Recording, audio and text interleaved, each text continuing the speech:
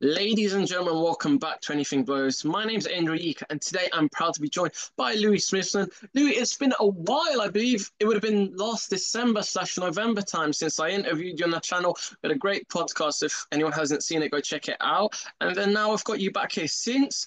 I saw you. Obviously, I saw you in the locker room after the defeat to Zach Fee. Obviously, it's not the right time, the right mood to be doing an interview, but immensely proud of you. So we'll go from there. First of all, before we delve into the questions, how are you, my man? Yeah, all good. Thank you, mate. Good to see you. Good to hear from you. Good to see you too. Back at it with the interviews and third one today. Like I said, I'm a bit like London buses. I haven't done Zoom interviews for ages, but then all two come at once. So yeah, third one today. So talking about that there, and I see your stories. You're always in the gym, hard graft working, always like got the hand wraps out, the gloves out, always like just by the edge of the ring and always doing the runs. And I'm proud of you for that. So now go to that Zach Fee contest, a third round TKO. Correct me if I'm wrong. I believe it was a body shot on Johnny Clark's established show back in December. Yeah. Yeah, no, it was good. Like the camp, all the build up, stuff like that. Obviously, I had like three different opponents for that fight.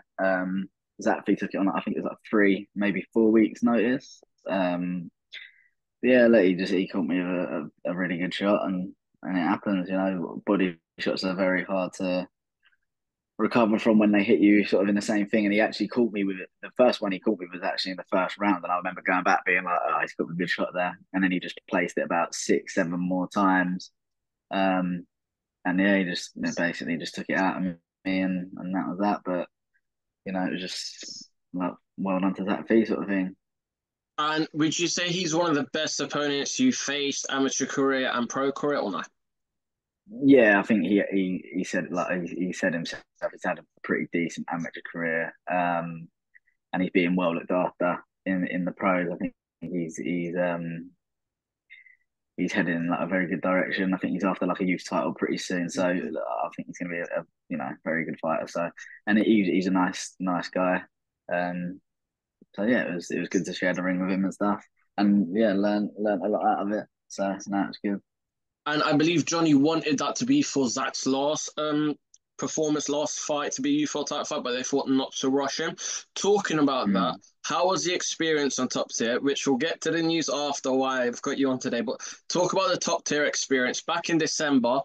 An amazing show. One of, I believe, the co-main event was one of the contenders of the year. Jack Martin, CJ Challenger. Great card. Honestly, Mm-hmm. my first time at a top tier show, but it felt like what a way to end off 2023. And how do you explain your experience? Because, like I said, Johnny Clark, 50-50 fight, something you love, something you're game for, and every fight is treated the Mm-hmm. same. No home fighter, no away fighter. You both come to fight, you both come to win. Winner stays on, loser sometimes comes on, but yeah, it's like that. Talk about the experience and the hospitality there and all the promos and everything. Yeah, no, look from start to finish, it was unbelievable. It was completely different. I've fought on like 2 or 3 different, yeah, three, I think two, yeah, 2 or 3 different promotions. Um, and look, it's in a weird space. It's sort of in a space of its own. It doesn't feel like a small hall, and then obviously you've got like places like Matchroom and it feels more like that. It feels like more like a small like Matchroom shows. You know what I mean? So they're putting a lot into it, and then they're making a lot of noise, so it's paying off for them. Um, and every show is bigger. Like it's not like it started off unbelievable, and then every show is like leveling up. I've watched every show since as well. Do you know what I mean? So I can see that it's leveling up every time. It's always packed out. So they've got like a good like fan base that are like involved in it now. Not just for the fighters, but it just seems like everyone's jumping on board of the top tier brand. So it's good to be back on there. Yeah, like it literally feels like a big time show. It doesn't feel like a small show at all. But from start to finish, unbelievable. Like obviously when what was his name? What's his name? Jordan Dujon, No, Jordan Perkis. Jordan Perkis. When he pulled out, instantly, Johnny was on the phone, got another opponent for you. And then obviously that one fell through. And then again, he was like, right, let me work on it. Give me like a bit of time. Bang, got Zach Fee. Do you know what I mean? So they're on the ball. They keep you in the loop the whole time, which sometimes that doesn't happen. You're not always that involved with the promoters. But he was always on the end of the phone. If I need anything, he picks up and he keeps me updated. So that's sort of what you want as a fighter as well. And Johnny is a legend, and that's what I love. Even when he was in the hospital, even when fights are pulling out, the cards not a mess, but a lot of dropouts and cancelled bouts. Mm. He always figures out a way to get someone in. Um, like I said, it's unreal because you say the treatment he has for you fighters and everyone there, the media, the Yeah, hospitality, the workers. He makes sure everything is done pinpoint. And like you said, it's like many matchroom shows. And if you are to go on a other small hall show, it's not as easy to find a replacement. Johnny does it within 40 minutes sometimes. It literally, like he yeah, was at a exactly. BT Sports show a few months ago. Fight pulls out within 40 minutes. He's got a next fight. So I want to talk to you about that there. So the Jordan Perkins fight, a man who was obviously there December 9th, but unfortunately, well, he's retired since then and he hasn't you're not going to have that chance to get that match remade because we did love the build up, the back and forth. Would you have, if he does ever come back to the ring, what, first of all, what do you make of his retirement and do you feel like you could ever run that back? I mean, Johnny was still eyeing it up for the February show. Yeah. Like even though obviously I lost, but it was just he was still eyeing it up. Um, but then obviously I don't know what really happened with Jordan. I don't think it was really Jordan's like choice to retire. I don't know why. I feel because he signed like a new management contract, and then it seemed like straight after he retired, so it just seemed a bit strange. I mean, I would have loved to have had that fight. I think it would have been a good fight. I think Styles mate fights, and that would have been good. Like I was preparing the whole time for him, and then obviously with the like later step-ins, it sort of took away the like I had a real bit between my teeth to want to fight Jordan Perkins, and then that was sort of taken away in the last few weeks. So I would have liked to have got that one, but yeah, like he's retired, so it's not going to happen. I don't think he's going to ever come back. I think it's probably more maybe to do. Someone sent me like a post that he done saying it was about like more of his like mental health or something like that to do with health and as much as there's back and forth, it's a sport, it's sort of business at the end of the day, and I wish him nothing but the best of what he does in the future. It is what it is. Would I love to have fought him? Of course. You train him for 11 weeks to fight someone, and then you don't fight them. You go through all that build up, all the back and forth, and then you don't get to fight them. It's not nice, but yeah, I wish him nothing but the best. I love to hear that and utmost respect. And that's a true gentleman. You're a true gentleman in the sport. Talking about that, when you were set to face him, did he have the English or Southern Area title or would it have just been a normal bout? No, it was a normal bet. He literally just lost. So yeah, I think it was the English he fought Ashley Lane for, which obviously then Ashley Lane went on to fight for the British. So he was coming off of the loss. I was obviously coming off a win, and that's why it was billed as sort of like this the 50-50. Even though I'd only had two fights, he'd had I think that was like his sixth, which obviously again he accomplished a lot within 6-7 fights. So that's why it was like sort of intriguing one for me. I wanted to like test myself against him and like I said, styles make fights. But yeah, so no, he was titleless. He just lost his title to Ashley Lane. And now moving on to your fourth professional contest. I didn't manage to see this bout, but Matthew Borland, first round Mm-hmm. TKO loss, and it says you were knocked down in the first round 3 times. Talk about that contest. And yeah, Yeah, I mean it was sort of a last minute, we and like Johnny said before, and this is probably why I'm back on the top of the show because I don't really say no to anything. I'm probably reliable on that. Don't say no to anyone. I turn up on weight and they say, "Can you make this weight?" On like 3 days' notice. And I said, "Yeah, I'll do it." Went all the way up there, and it was it was two weight classes above what I fight at. In hindsight, should have, yeah, look, I done it. It was fine. I come out fine. But it just wasn't my weight class, and I don't think I'll go up there again. It was like super feather, and yeah, I'm oof. not going to go up there again. Um, so yeah, it was one of those, just it was a last minute thing, and yeah, I'm not going to go up to that weight again. Saving the day, kind of like Toby Vermeer recently keeps on taking these fights. And yeah, you got to respect it because you're game and you don't say no. And Yeah, I'm just going to check the opponent's record at the time. It was his debut. he So was a debut. Yeah, he was like an Irish like national.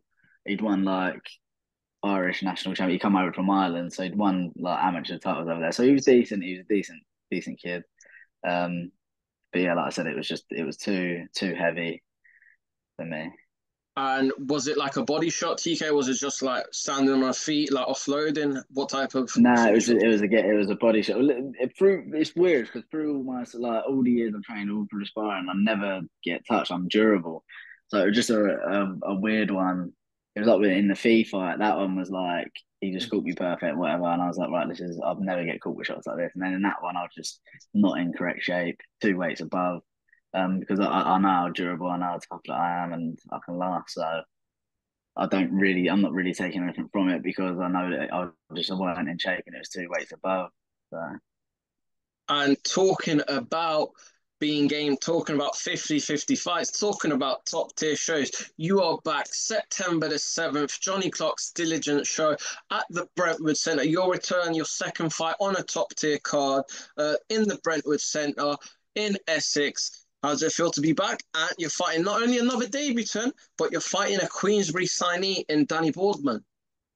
yeah, look, I like the challenges. I like these tough tests, and I'm never going to be the one to go into like a boring like little walk around fight. I want to get in there and test myself. And yeah, look, I know it is very much up against me, but that's what's getting me up. 5 in the morning, going running, training again for the second time, like doing all this stuff.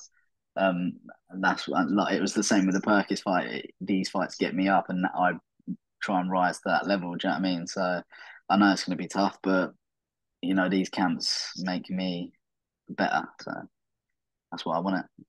And you talk about that there. When did you get the call for this fight? And another thing there, where does your mindset come from? Because you messaged me on Instagram a few days ago, but does the mindset come from? As Toby Vermeer, as so many other fighters, you just game, you take the opportunities because you could be like these other fighters, and not to discredit anyone, but take padded up records, fight journeyman for the first almost 10 contests and don't get tested until after, where here you're taking the opportunities to be on a big show. I'm just comparing it to Toby in a sense that Toby drew with Ryan LeBourne, then he took Wall Hamilton in a co-main event on top tier, then Boma Brown on Box Nation, and then he went to fight Louis Pacetti on a world title fight undercard. Does it just show how game you are, not only regardless of the opponent, because one thing is there, everyone, and it's no discredit to Journeyman, but everyone is 100 times more motivated when they're fighting a game fight or 50-50 fight, someone that's coming to take their head off because, Yeah. it's just going to end one way. There's going to be a knockout or it'll just be a great scrap. And then second thing, you take the big opportunities because so many fighters, especially small hall, will have to wait such a long time to put themselves on a TV platform or televised or something that's shown out there. So sorry because I went on a little bit, but how good does it feel not only being back on top to which we explained before, but how good does it feel? And where's that mindset come from to say you're game to take every challenge and you love a challenge and you're in the sport for that? Well, yeah, you just have to. Like, I think you're just that way inclined. I think you just got to be that way inclined. Some people want to take that longer road or whatever, but I'm just not really interested in that at all. I'm not. I'm not. I don't want to spend 5, 6 years getting to 10-0 when you can take all these fights, get yourself out there, like known for being that type of person that just wants to fight anyone. And like I said, a lot of winning this next one, that catapults me. It's like with the Perkins one, that would have catapulted me. And this one's gonna like get your name out there, just fighting a Queensbury fighter. And like Johnny said before, like, I never say no. This is why he wants me on the show again because he can rely on it. And that's that's what I want my reputation to be: reliable and just will fight anyone. I love that. And not to be disrespectful, but there have been Queensbury prospects in the past that have been stopped by gentlemen, not calling you a gentleman, but there have been upsets to big name fighters. Do you see this as, oh, he's a Queensbury fighter, he's looking down on you, or do you feel like, oh, he's Queensbury, oh, this is a big step up, or how are you seeing this contest? Because as I said before, Johnny Clark bases them 50-50 fights, but are you looking yourself the favorite, him the favorite, or because you're more experienced in a pro realm? And yeah, it looks like he's the one that proves a point, and everyone usually ends up winning on the debut. But unfortunately, like your contest against Jake Pollard proved the upset. Do you want to do the same thing Yeah, backwards? yeah. What you didn't get to do? Yeah. Well, that's it. I'm not. I'll never see myself as like journeyman fighter. I'll always come to win. I won't just come to like suck up and survive. I'll always come to win. So like I think that's the difference, and I'll never see myself as that. I don't think I'll always see myself as coming to win. I think you have to, especially in this sport. Um, no, he's obviously like being a Queensberry fighter. He's going to be like the sort of favourite. And the fact that he's not making his debut on a Queensberry show, he's going to want to like get that one out of the way, and then Go make on the his Queensrÿ Queensberry card. debut. So yeah, he's obviously got something to prove. There's pressure on him. There's not so much pressure on me because he's obviously like a decent amateur and stuff like that. But yeah, like I said, I'm always gonna. I see it as 50-50 to me because I'm always gonna come to win. So I know it's boxing. At the end of the day, there's always a chance you could be getting battered for 3 rounds and then throw a big punch and that gets so as long as you're in it, you're in it.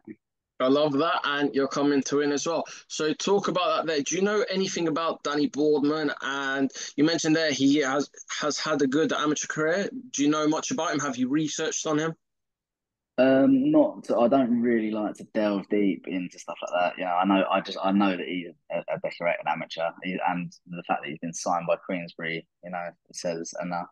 But I don't really like delving too deep into it because you sort of build it up in your head into something more than it is.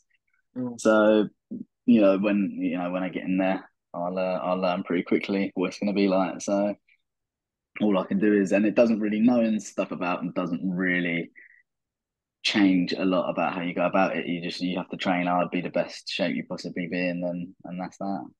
And that's what I like to ask a lot of fighters when they're going into the first few fights of their pro career. And I always do ask, do you concentrate on your opponent? Do you look at your opponent? They said no, they let their managers and they let their coaches do that. But at the same time, they just focus on training every single day and making Mm. themselves the best version possible they can be. And it's tunnel vision and it's looking at yourself as number one and looking, it's your career, it's your life, but also just seeing the best version of you in that ring on that night. So then talk about that there. What can we expect? You have one professional win against Jake Pollard in a rematch.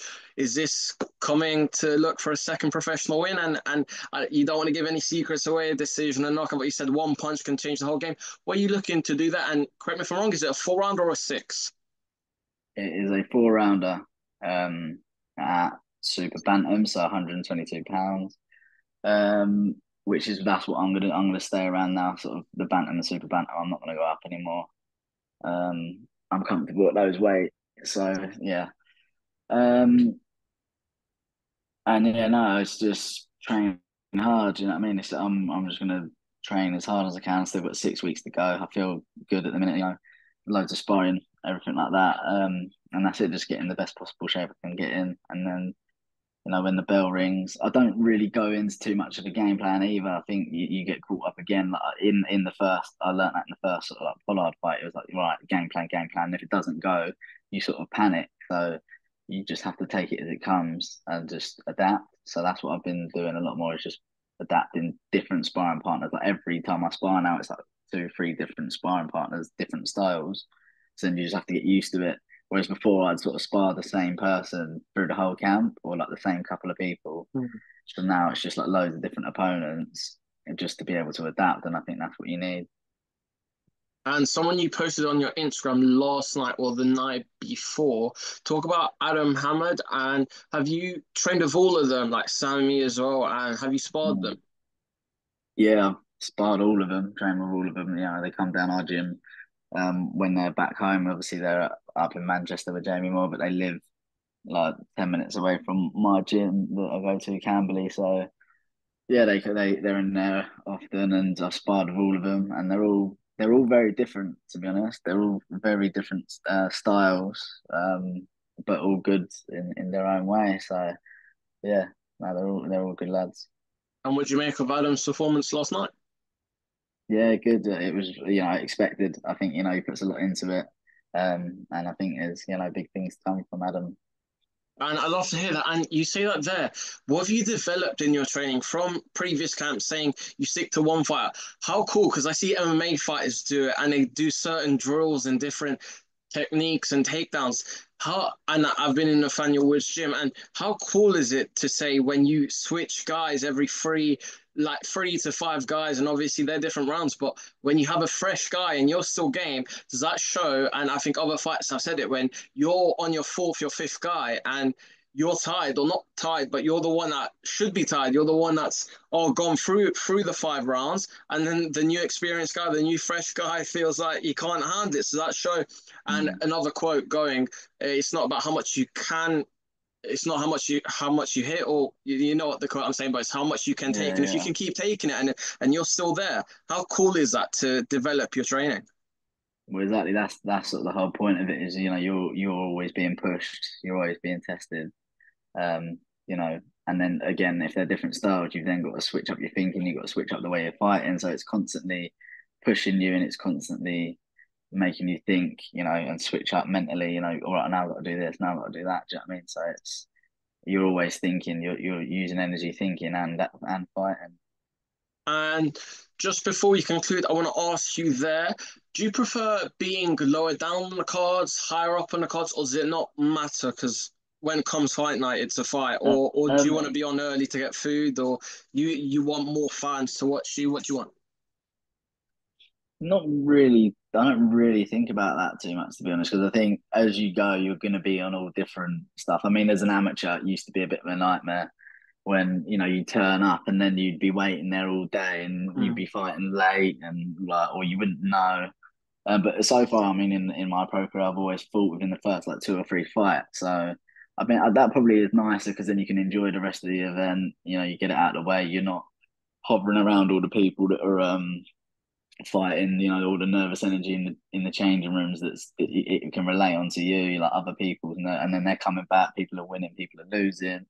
It's yeah, it's a bit of a weird one. It's a weird place. A dressing room before a fight is a very weird place. It's quite Yeah. unexplainable because there's so many different vibes. There's so many different emotions running through there, and you're sort of catching them all. So I probably would prefer to be on early. But again, you got to be prepared to not be on early, and yeah. But you always sort of know. Obviously, after the weigh-in, they sort it out, and then you sort of know your time. So that's when you sort of get in the mode for when you're fighting.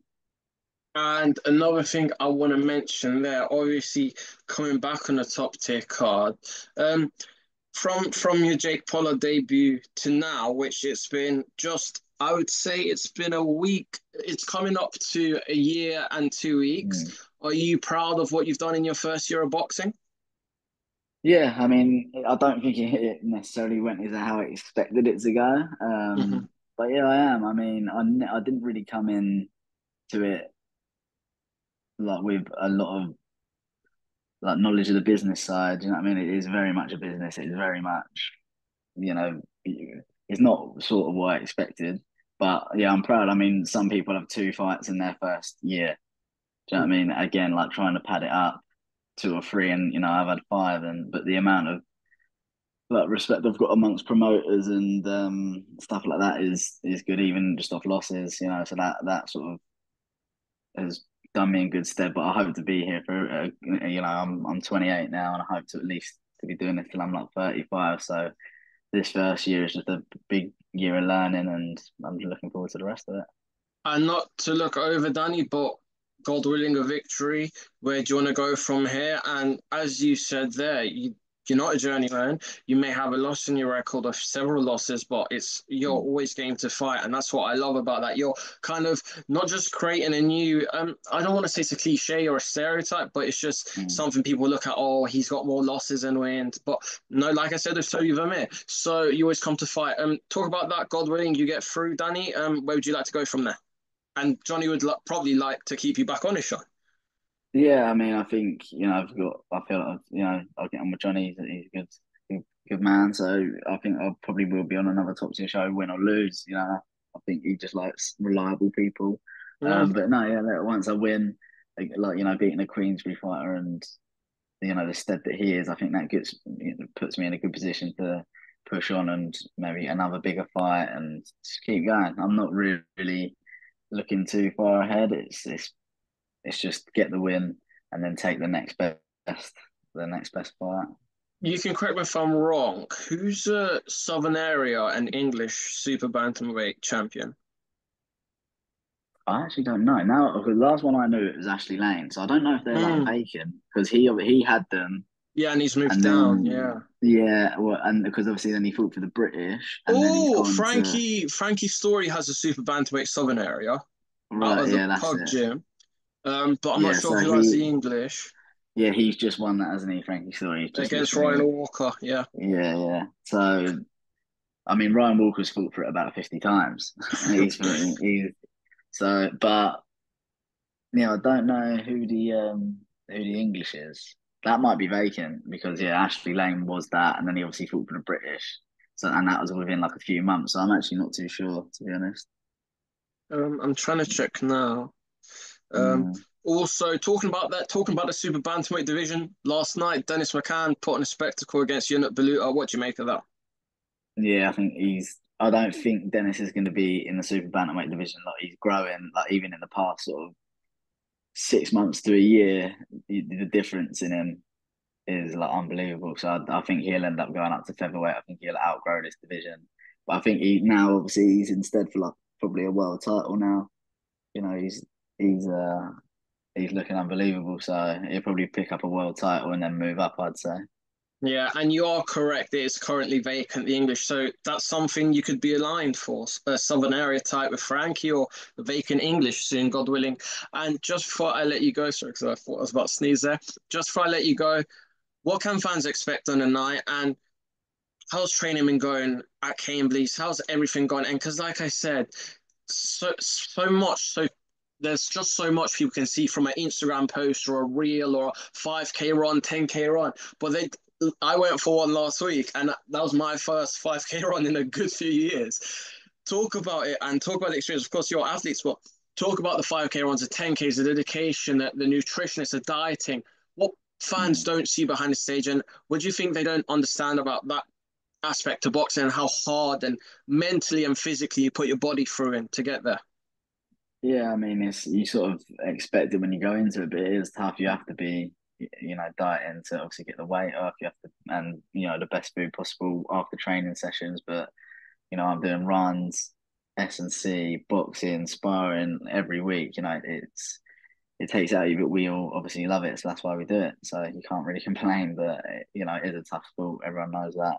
It does take its toll on your body, and that's why you've got to eat good, train well, and get yourself in the best possible position to win on the night. And just if I But let you mine, go, oh, sorry, my bad.